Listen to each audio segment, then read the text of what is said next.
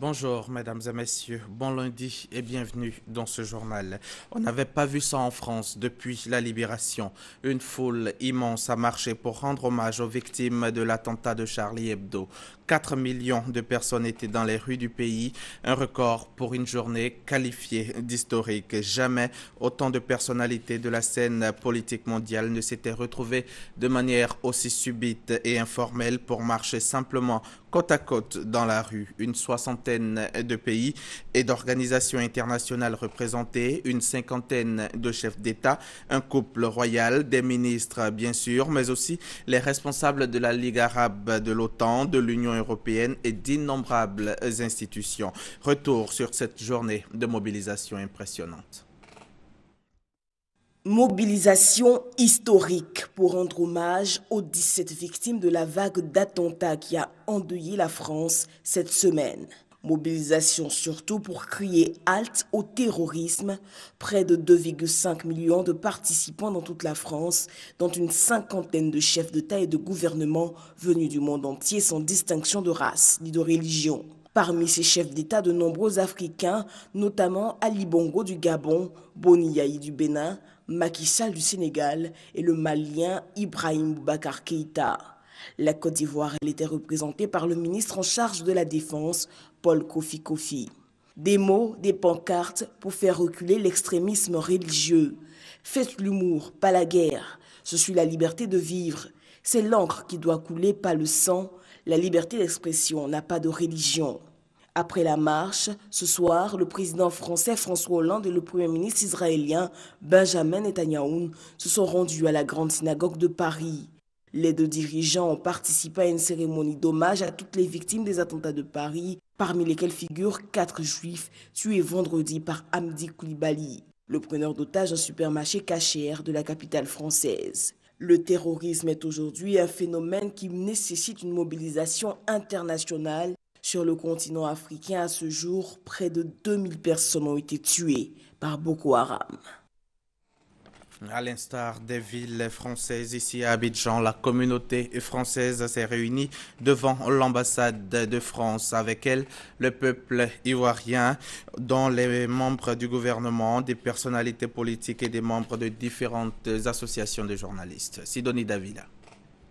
Comme à Paris, la capitale française, la communauté française vivant en Côte d'Ivoire s'est rassemblée ici dans la capitale économique ivoirienne à Abidjan pour rendre un vibrant hommage aux 17 victimes tuées des attaques meurtrières subies par la France ces derniers jours. Ce rassemblement montre la sympathie et la solidarité que nous exprimons à l'égard des 17 victimes de l'intolérance qui ont donc été victimes de ces attentats odieux à Paris.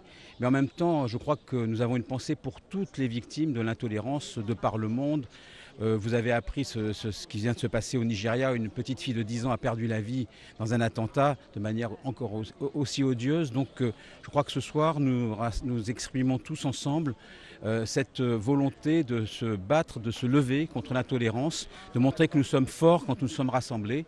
Et c'est le signe même de ce qui se passe actuellement. C'est pour ça que toutes ces personnes sont rassemblées. Unis, rassemblés, chantant la Marseillaise et la Biganaise, aux côtés de centaines de personnes sans distinction de race et de religion.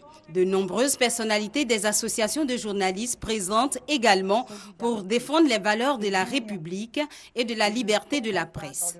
Une rencontre silencieuse, ponctuée de témoignages et d'allocutions, dont celle de la ministre Afoussiata Bamba Lamine venue délivrer le message du gouvernement. Il s'agit des libertés fondamentales qui sont touchées. Le droit de penser, la liberté d'écrire ce que nous voulons, la liberté de s'exprimer. C'est tout cela qui a été atteint. C'est une liberté fondamentale du droit de l'homme. C'est inacceptable. Mais en même temps, c'était un moment pour nous de communier aussi avec le peuple français, peuple ami, peuple frère de la Côte d'Ivoire et au-delà, le gouvernement français, pour lui montrer la solidarité du gouvernement ivoirien.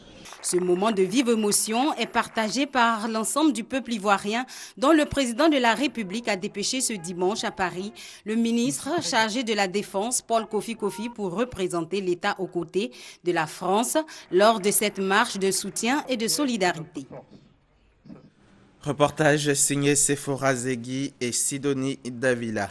C'est tout. Banoro du quotidien gouvernemental Fraternité Matin a été désigné samedi à l'hôtel président de Yamoussoukro Super Ebony lors de la 16e édition de distinction des meilleurs journalistes de Côte d'Ivoire, classée première dans la catégorie presse écrite et en ligne. Elle a surclassé Adama Bakayoko, Ebony Radio et Michel Digré, Ebony dans la catégorie télévision. Compte rendu, Herman Niamien. Banoro, c'est tout Banoro, Fraternité Matin. Eh oui, c'est elle la meilleure journaliste de Côte d'Ivoire pour l'année 2014. Setou Banoro, journaliste au quotidien Fraternité Matin, vient ainsi de confirmer ses 18 ans de métier et d'acharnement au travail. Je suis très heureuse, aussi très émue, donc je ne sais pas si je vais avoir les mots pour dire ce que je ressens, mais je suis très émue. Super Ebony, prix Ebony du meilleur journaliste presse écrite, prix Diego Bailly de la meilleure enquête, Setou Banoro aura tout raflé avec ses productions qui ont su convaincre le jury. À côté d'elle, Adama Bakayoko de RTI Bouaké lui obtient le prix Ebony du meilleur journaliste radio et le prix Sifka de l'agriculture, quand Michel Digré de la RTI remporte le prix Ebony du meilleur journaliste télé.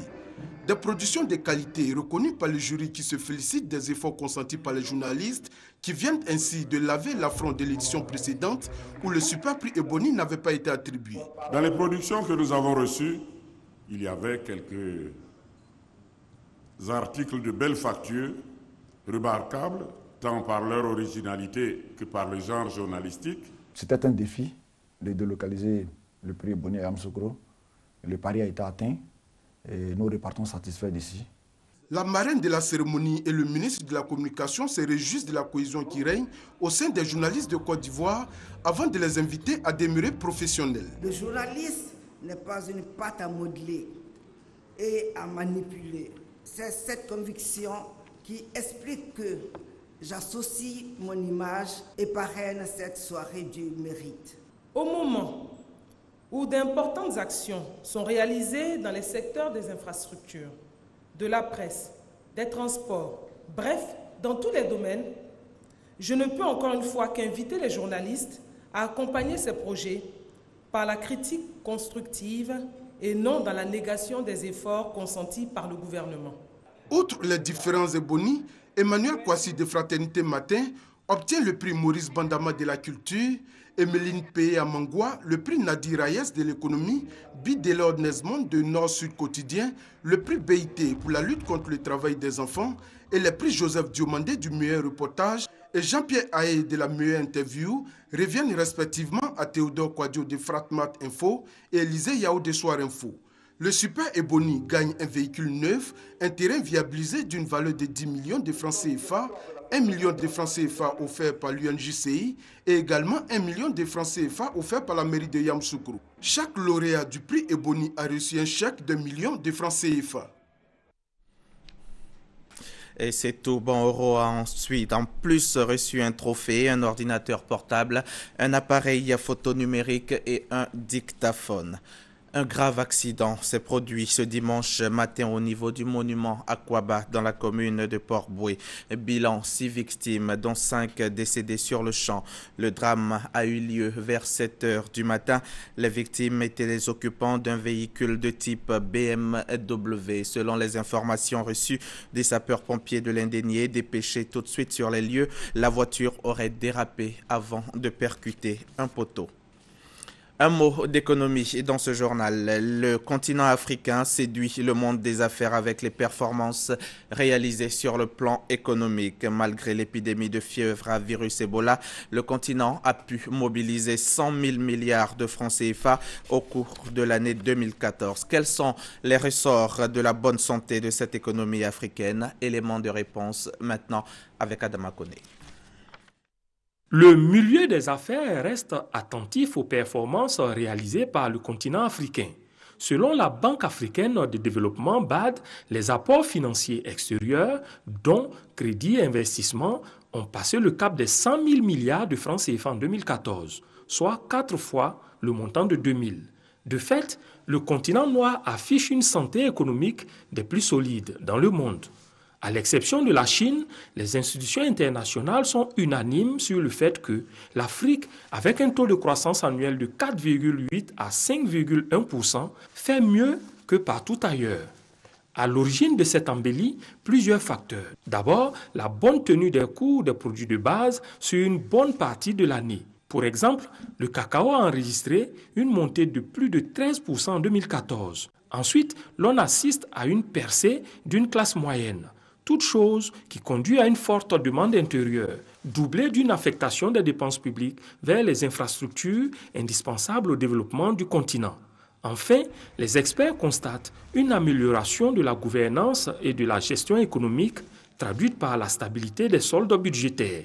Tous ces facteurs sont autant d'éléments de séduction que les pays africains n'hésitent pas à mettre sur la table face aux investisseurs étrangers.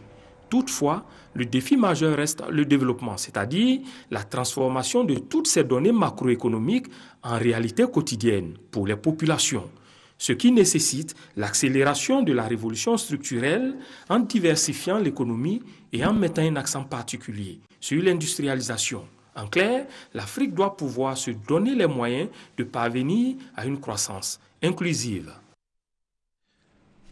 Les inspecteurs d'orientation ont désormais un guide pratique. Ce document de référence décrit les activités de l'inspecteur d'orientation aussi bien au centre d'orientation, au centre d'information et d'orientation qu'au sein de l'établissement secondaire. La ministre de l'Éducation nationale, Kandia Camara, vient de procéder à la remise de ce guide aux inspecteurs d'orientation. C'était en présence de notre reporter Grace Kando.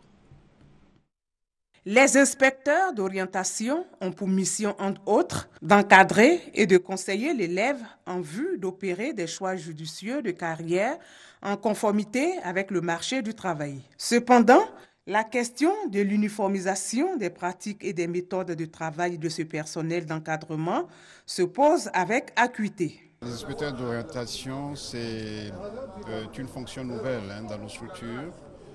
Jusque-là, c'était des attributions qui étaient réalisées par d'autres types de personnel, notamment les éducateurs ou les inspecteurs d'éducation. Et donc, avec leur arrivée, il y a eu quelques difficultés quant à la bonne maîtrise de leurs attributions.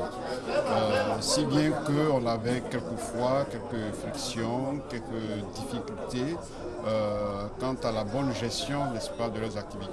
Pour pallier cette insuffisance, un guide pratique de l'inspecteur d'orientation vient d'être édité. Il présente les outils et instruments d'encadrement. L'orientation scolaire est un chapitre particulièrement important dans la gouvernance de l'école.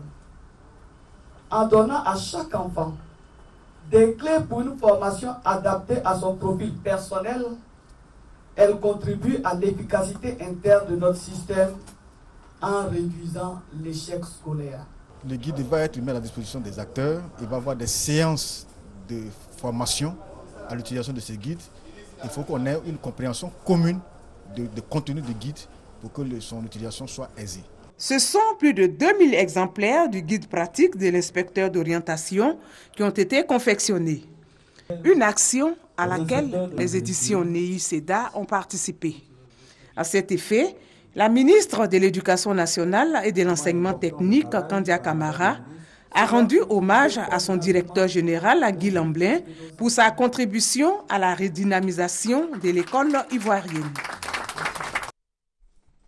Dans la page santé de ce journal, intéressons-nous à cette épidémie de choléra qui, depuis le mois d'octobre dernier, s'est déclarée dans plusieurs villes de Côte d'Ivoire. Le département de Divo est touché par cette maladie contagieuse avec 42 cas, dont 5 décès. Sur place, les autorités sanitaires et préfectorales s'activent à l'éradication de cette épidémie. On va retrouver Grace Kando, notre reporter, pour le point de la situation. Divo, ville située dans la région du Lot-du-Bois, au sud-est de la Côte d'Ivoire. Nous sommes au centre hospitalier régional CHR, salle d'isolement des malades du choléra. Au nombre de 4, ces patients se portent mieux. Depuis 3 chargés d'eau à 25, quand j'ai pris en même temps, j'ai eu la diarrhée. Je me sens bien, ça va maintenant. La diarrhée, bon, ça va. Les médecins Voilà, nous a bien suivis. Ils sont occupés de nous très bien. On a eu des médicaments gratuits. Nous sommes allés à la fête le samedi, je suis parti. Maintenant, je suis revenu le dimanche. Maintenant, c'est dimanche que ça a commencé. Normalement, les gens, c'était diarrhée comme ça. Donc, c'est vendredi, mon père est venu avec moi à l'hôpital ici. Ils ont dit que c'est choléra. Je me sens bien. C'est une épidémie de choléra qui sévit dans le département de Divo depuis plus de 2 semaines. L'épidémie a commencé le 22 décembre. Jusqu'à hier, 9 janvier, nous avons enregistré 42 cas. Il faut savoir que sur ces 42 cas, on a eu 5 décès. Mais du 22 décembre au 27 décembre, c'est là que nous avons enregistré ces 5 décès. Donc depuis le 27 décembre, on n'a plus de décès. Dès le déclenchement de cette épidémie, une politique de prise en charge des patients a été mise sur pied. Dès que nous avons reçu les premiers malades, tous ils ont été pris en charge parce que nous avons reçu en même temps une grande importante dotation en produits pharmaceutiques, ce qui nous a permis rapidement de réhydrater les malades que nous avons reçus. Tout a commencé dans ces 2 villages, Guileyiri et Tableguikou, situés à 12 km de Divo. J'ai reçu un cas de diarrhée vomissement. Même jour encore, j'ai reçu un deuxième. Donc tout de suite, ça a attiré mon attention et j'ai informé le district. Et immédiatement sur le district, en tout cas, c'est dépêché, envoyé une équipe sur place pour venir voir effectivement ce qui se passe.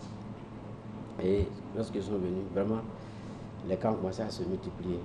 On ne sait pas d'où la maladie vient. Une année, il y a les moutons du village, des villages qui sont morts, sauf les poulets qui ne sont pas morts. On boit l'eau du château, mais il y a certaines personnes incontrôlées qui boivent l'eau de marigot ou bien de puits. Donc on ne peut pas dire effectivement tout le monde boit l'eau du château. Parce que si tu n'as pas les moyens pour aller payer de l'eau, tu es obligé d'aller prendre l'eau de puits ou bien de marigot. Pour freiner l'avancée de cette épidémie, les autorités préfectorales ont pris des mesures urgentes. Dans l'immédiat, nous avons pris des mesures telles que demander à tous les malades de se rendre au centre de santé et au CHR pour une prise en charge gratuite. La mesure urgente que nous avons prise, c'était de fermer tous les puits qui étaient incriminés.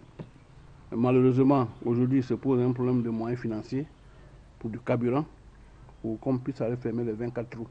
Aujourd'hui, notre problème, c'est de faire en sorte de prendre les mesures à court terme. Donc il faut que nous puissions créer dans ces quartiers de bonnes fontaines. À cela s'ajoutent des actions préventives menées sur le terrain, à savoir la sensibilisation des populations aux mesures d'hygiène, la désinfection des ménages et la gratuité de l'approvisionnement en eau potable. Il reste maintenant aux populations d'appliquer toutes ces mesures pour l'éradication complète du choléra. Fin de ce journal et bon début de semaine, bien sûr, sur la chaîne qui rassemble.